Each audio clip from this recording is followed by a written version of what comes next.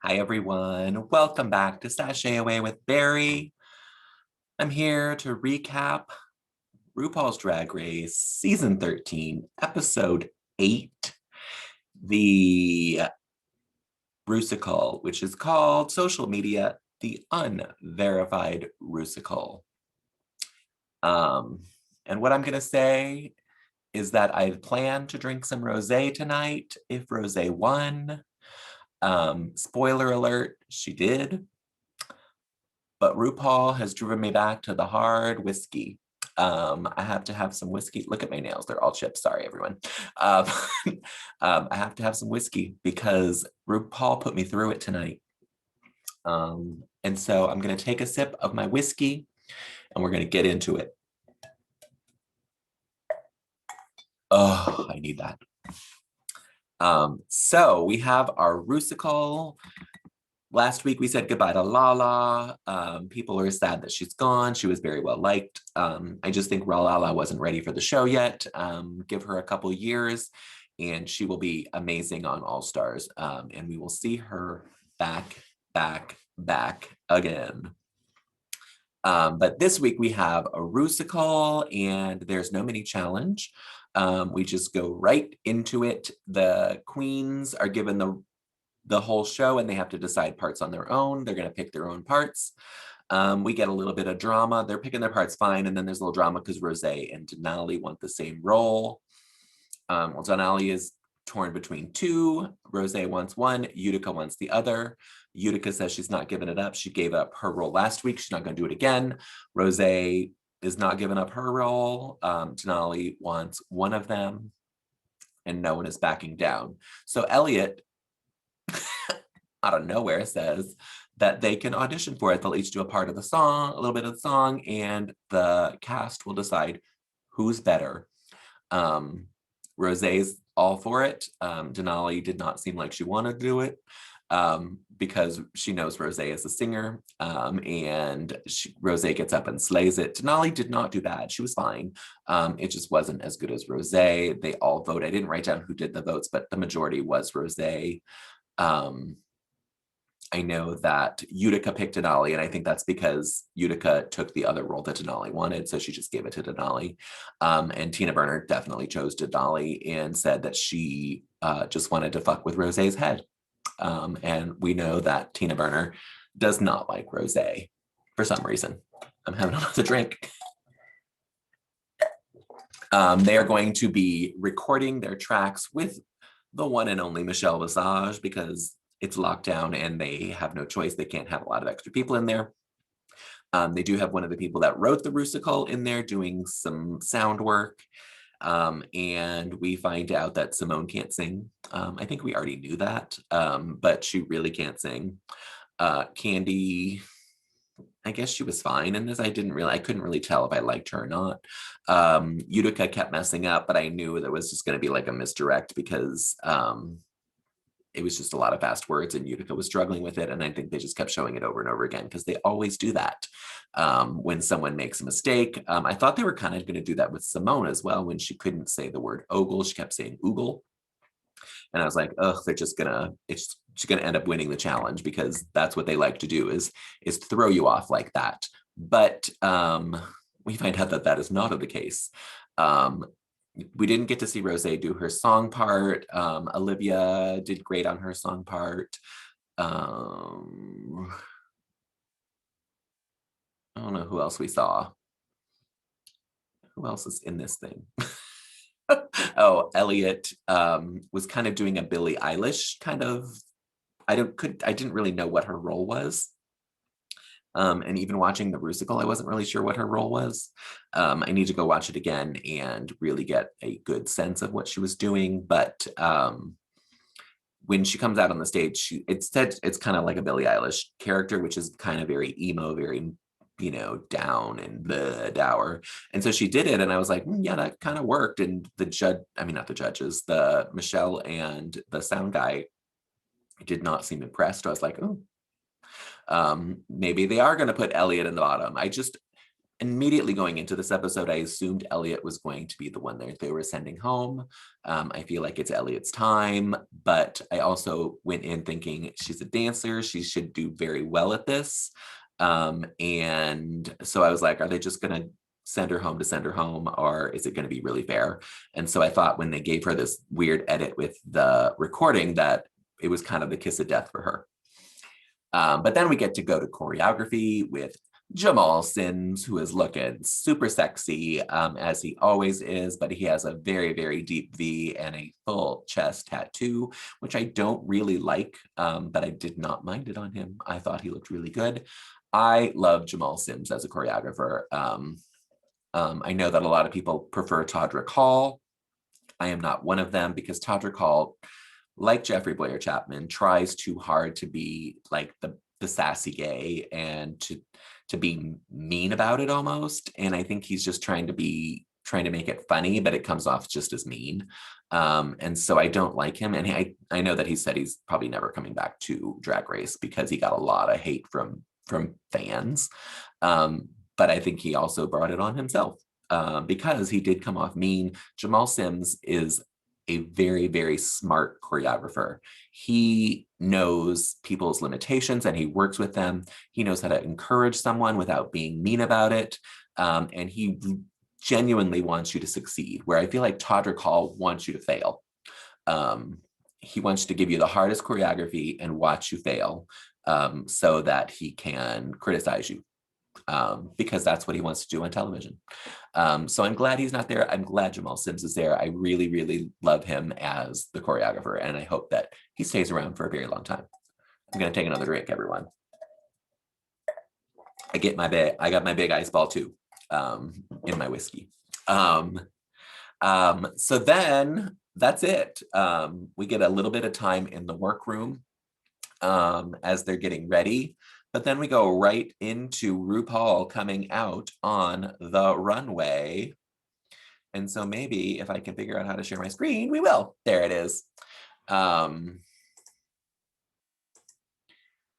So RuPaul comes out. This is a very, very different look for RuPaul, and I approve of it. I love it. It's a little coat dress. I don't know that I've ever seen her wear one, but I think it's very, very cute. I think the color is great. I think her hair is spectacular in this. She is still rocking the strappy heels, and which I am a fan of because I love a strappy heel. I wear them as much as I can because I want them to stay on my feet. The handbag that she's carrying just kind of made me laugh. I don't know why she had it. It doesn't really add to her look, but it just amused me because then she was stuck up there holding it while she was talking. The tights are a choice. I'm not sure what statement they're making. They don't match her skin tone. They don't really match anything else in the outfit. So I'm just confused by them. But that is the only part of this outfit that I don't like. Other than that, I really, really like it. On to the Rusical. And this is our MC, as they called it, and it is Tina Berner, obviously. She is giving us Liza Minnelli, who was, in Cabaret, there was an MC in Cabaret. I think I would have rather her dressed as the MC and not Liza Minnelli, but whatever. It was a weird character, but the MC, I mean, she had a lot to do in this number. She had a lot to memorize. She had a lot of dance moves to do. And I thought she did fine. I thought she was fine in the Rusical. She did a good job. Olivia Lux is kind of the creator of social media. She, like in her dorm room, I don't know if that's what it seemed like she was in college when she created it, kind of like Facebook. But she created it. She looks adorable in this, but she was working hard because by the end of this Rusical, her shirt was sweaty. I don't know if they provided these outfits for them. They may not have. They may have brought these because I think these are the shoes that she wore last week for the runway for her little girl bead book. But they work for this as well. I love this wig on here. I think she's cute. She did a great job with her lip sync and her singing and her dancing. So I think she did really, really well. I put her in the top for the challenge. Next, we have Simone, and she is doing Instaglam, which is our Instagram reference, social media influencer kind of thing. I don't know what she's wearing. This wig is not good. She's wearing something similar to what RuPaul is wearing as the raincoat dress. Her singing, they could not improve it even with auto-tune. And they said that she looked like she was performing like she was apologizing because she couldn't sing, and she was just giving you nothing. She was like, this isn't my challenge, I'm just going to do the very least that I can, and that's what I kind of got from her performance. It was not good. Utica Queen is giving us, she was the tweeter, which is obviously Twitter.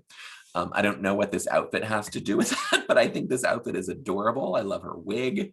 And she killed this challenge. Like I said, in the recording, they made it seem like she was going to fail. It was a complete misdirect, which I predicted to my boyfriend.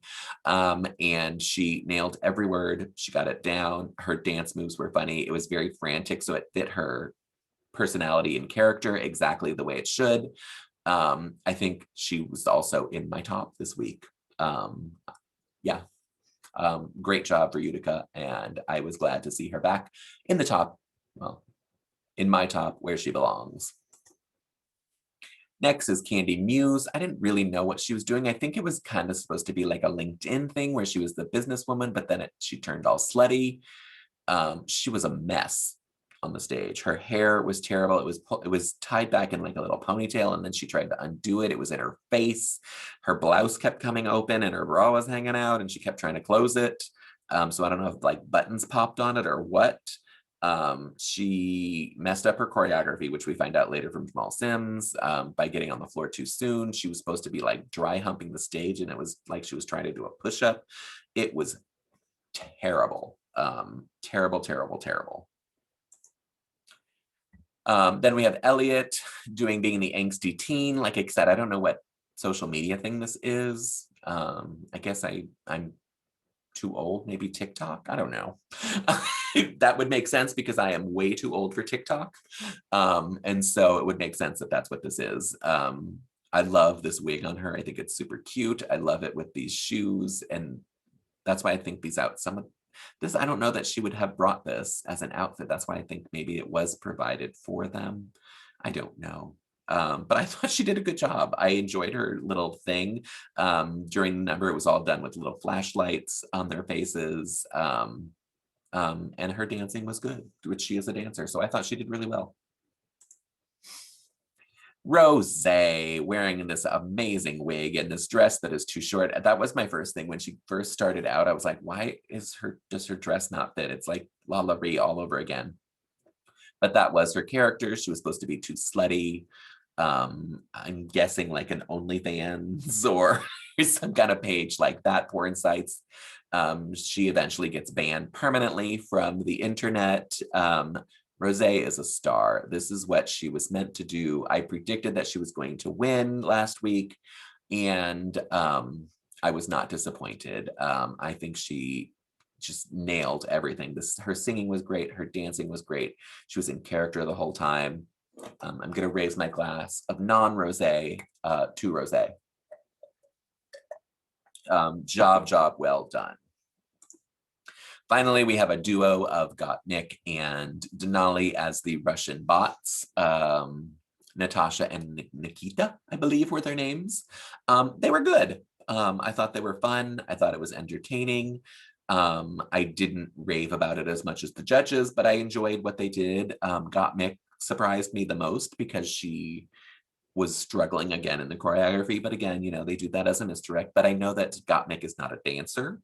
But she must have really, really practiced with Denali during their downtime because they did a great job together. They worked as a team and really, really did very, very well. So that was our Rusical social media, the unverified Rusical. I want to say unauthorized because that's what they usually do, but it's unverified because that's a social media term. I enjoyed this Rusical as a whole. I thought it was really, really good. I thought they did a good job. The only two that I thought were really, really bad were Simone and Candy. My top three were Utica, Rose, and Olivia. And I would have said that the rest of them were safe. The Elliot, Tina, Denali, and Gottmik would have been safe in my opinion. That is totally my opinion only. And once we get to the judging, you will see that I was not correct. Let's move on to our runway. Our runway theme is yellow.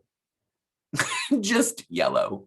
I guess we're running out of them. I think they've been doing now a simple color scheme every season now. I'm not sure. Trying to think what they did last year, but I don't know. Last season, I don't know. Anyway, Tina Berner is out as a taxi. She's got the headlights on her boobs because that is apparently her thing, to put something on her boobs. I think the dress is super cute. I love the train. I love the detail of the checkered trim. She's not wearing a fucking red wig, which I appreciate. And I love her like Super Mario Brother cab hat. I think she looks really, really good in this. And I really like it. It might be my favorite Tina Berner outfit so far on the runway. Then we have Miss Olivia Lux giving us Dreamgirls realness. This is stunning. It fits her amazingly. We find out later in Untucked that there was a reveal in case she had to lip sync, and the whole bottom of the dress comes off and she's in a little bodysuit. These feathered sleeve lip things are amazing to me. I want to wear them. I want to have them. I want to put them on my head and wear them as a hat. But her wig is exquisite. She looks gorgeous in this. Gorgeous, gorgeous, gorgeous. Olivia had a great week.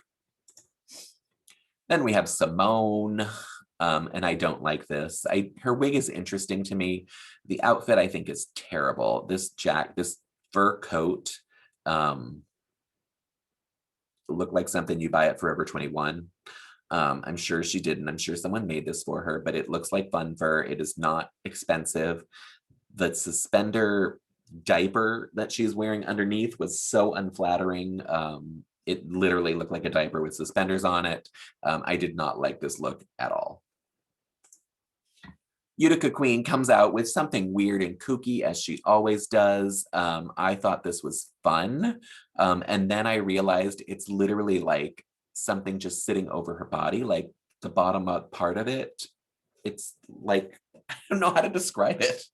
It's like if you were wearing a barrel. It's straps that hold the skirt up and they're literally not on her body. When she turns to the side, you can see that it's not on her body. And I think it's super creative and super fun. This wig is bonkers crazy and I think it's really good. I think there were bees in it. So they were like beehives on her with like little handkerchiefs underneath. I don't know what it means, but I think she is a star. Candy Muse is giving us Beyonce Lemonade. I don't like the flowers in her hair. The dress is fine. It's very basic. It's a lot of ruffles, which is the recreation of the dress. Yeah, I just don't like the flowers in her hair. I think it might be that I just don't like the hair. I want the hair to be up rather than down on this look because it's just hanging there kind of dead to me. So not my favorite, but not bad. We have our second taxi cab, and this one is Elliot with 2 T's. So we have a second cab. This is also the second time we've had a steering wheel on the runway because we had it in Denali's look with the crash test dummy where she was the airbags for the bag ball. This is a good look. It is very Elliot with 2 T's. It's that cut of that jacket with the big sleeves. It's a crop jacket.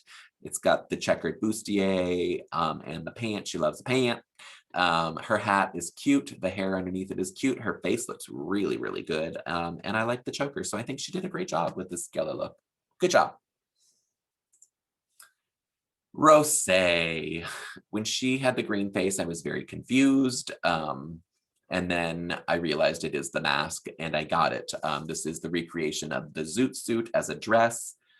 It does look orange. I think it's the lighting, but I could be wrong. It may be just a dark yellow, but the lighting is making it look orange, but it looks really orange here. But I think it's cute. I think her face is great, even though it's painted green. I love the color hair with this. And the dress is a cute cut. It's just unfortunate that it reads orange instead of yellow. Denali is giving us the snake, and I think she believes she said she was the python from the Britney Spears MTV performance, and this is what the python is doing now. This outfit is literally all about this headpiece. The outfit itself is fine. It's yellow snakeskin, so great. She met the challenge, but it's a very basic pant and crop top. But the headpiece is lovely. She did a great job with this. I think she looks good. And it's all about the headpiece. Finally, we have Got Mick giving us Crash Test Dummy. Again, we've had a Crash Test Dummy already, back to Denali's bag ball look as the airbags. She did the Crash Test Dummy skin underneath it. It's fine. I know that people are going to rave about this because they rave about everything that Got Mick wears. To me, it's fine. It's a latex bodysuit. In yellow and black. Great. Her shoes, I think, are really cool with the yellow black on the soles of that, like on the platform of them. But for me, it's just, it's fine. It's fine. Of these queens, we get our tops and our bottoms. The top three were, according to the judges, were Rosé, Gottmik, and Denali, and the bottom three were Tina Berner, Simone, and Candy Muse. I agree with Candy Muse and Simone being in the bottom, and I agree with Rosé being in the top. The others I don't agree with. The third person, I couldn't even pick a third person to put in the bottom, I guess. No, I don't think I would put Tina Berner in there. I think I would put Elliott just because, no, Elliott was fine.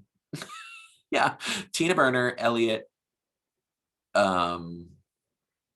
Denali, and Gottmik to me were all fine and safe, and so I would have made them all safe.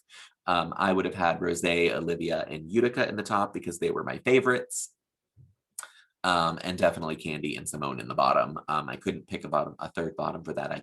I don't know who I would pick from that because I think all the other ones were equal, in my opinion. Maybe they put Tina Berner there because they didn't like her outfit as much as everyone else's. That's the only thing I could think of. But we do have a winner, and that is Miss Rosé. She finally gets her first win. This is the challenge that she definitely wanted to win because she is a musical theater performer. And as I predicted last week, Jan's head is exploding. Those of you who don't know, they are in a girl group together with Laguna Blue, called Stephanie's Child, and Jan did the face crack of the century last season when she did not win the Rusical, which she kind of should have. But I think they gave it to Rosé, and that is going to make Jan's head explode. I'm not really. I'm sure she's very happy for her for winning this, but well deserved. When Tina Berner was in the bottom, I was like, oh my God, they're just going to send Tina Berner home, because I didn't think they would ever get rid of Simone or Candy Muse with a lip sync. Then they sent Tina Berner back safe, and I was like, holy shit, what's happening? What's going on? I had no idea what to expect, but our bottom two are Simone and Candy Muse. And honestly, you can't dispute that from the challenge. They were the worst in the challenge and deserve to be there. But they are going to lip sync to Boss by Fifth Harmony. I don't know the song. But this is not unusual because I don't listen to a lot of pop music from like the last 15 years. I am old. So I didn't know this song. I thought Simone won this lip sync. And I thought that Candy Muse did not do a great job. And then we get to find out that Simone does get to stay. And they start to say goodbye to Candy Muse. She thanks them for having her here. She says, sashay away. I literally picked up my phone to text people like, holy shit, oh my God, she's gone, she's gone, she's gone. And then RuPaul stops and invites her back and says she's not ready to get rid of her. I was so angry. My phone was also blowing up from all the people that watch Drag Race with me, because no one I know likes Candy Muse. And this was a producer thing. RuPaul and the producers of World of Wonder, they want Candy Muse there to make good television. It is not about drag, because her drag is not good. It's fine, but it's not Drag Race good. If you're going to criticize Tia Coffee and Joe Black on Drag Race UK and not criticize Candy Muse or La Ree for their outfits on this one, there is something wrong, because they're all on the same level. And I mean, Joe Black's runways were 10 times better than either of them. So yeah, no one's going home. So we get the girls all back together, giving a big hug, surrounding Candy Muse, saying, yay, she gets to stay. Who cares? I don't want her there. Candy Muse just makes me mad that she's even on Drag Race, and that the producers are just pushing her. And at this point, she's going to be in the finale. I don't know that I was just saying that because that is where I feel like they're pushing it to be. They're never going to send her home. And that's wrong, because she should not be there at this point. That's all I have to say about that. Next week, we don't even get an episode. We get RuPaul's Drag Race, Corona Can't Keep a Good Queen Down special. It's not even an episode. What are they doing to us? I don't know. We're gonna see behind the scenes how they filmed during coronavirus. It's a backstage look at this. We do find out that Tamisha Iman apparently had coronavirus. So I'm excited to hear more about that. So we'll see what happens. That's our show, everyone. I'm gonna finish my whiskey. The show, Drag Race, has put me through it the last few weeks. This was a big kick in the gut to me, because I was so excited that she said, Candy Muse sashay away. And then she pulled the Padge and asked her to stay, because she's not done with her yet. Oh my God, it hurts my heart. It really sucker punched me. But I won't be back doing a recap of this next week, because I'm not going to recap this show, but I will be back with Drag Race UK next week. But we will be taking a break, obviously, from season 13, because they seem to be taking a break as well. But I want to thank you all for watching and listening. I want to shout out any new people that are watching. I'm getting comments, and I love getting comments. I respond to them. I love them. I like any comments. If you do post something negative, I'm gonna read it, but I will delete it because I don't want that on here. I want this to be a fun, happy, safe space. And I know I'm being very negative about Candy Muse, but it's just because it hurt my heart that she didn't get sent home today, when she deserved to be. But I'll be back next week with UK, and then in 2 weeks, apparently, with season 13. Thank you all for watching. If you are watching on YouTube, if you're listening on a podcast, thank you for listening. If you want to do either or the other, rather than, sorry, I'm sharing my screen because we don't need to stare at that. You can find it on YouTube at BHBrown13. And if you'd rather listen to it as a podcast, you can do that on any platform where you listen to podcasts. Just search Sashay Away with Barry. You can go to my website, which is sashayawaywithbarry.com, and all of the links are right there at the top to the podcasts, as well as the YouTube channel, and you can zip around on the pages and see what's happening.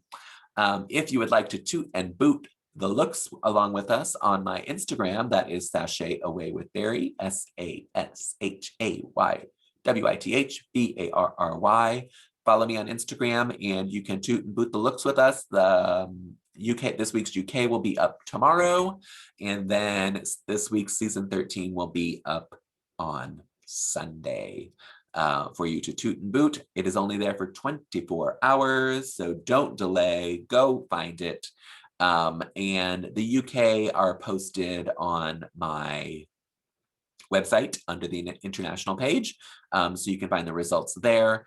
And the season 13, I go through with my cohorts, Brian and David, when we do the big Toots and Boots runway via YouTube. We usually do that on Monday or Tuesday. So you can catch it there. The results will be in and hear all of our thoughts on the runway in detail. Thanks again for watching and listening. Please stay safe out there. Wear a mask, wash your hands, social distance when possible, and be safe. I love you all. Thank you so much. Bye.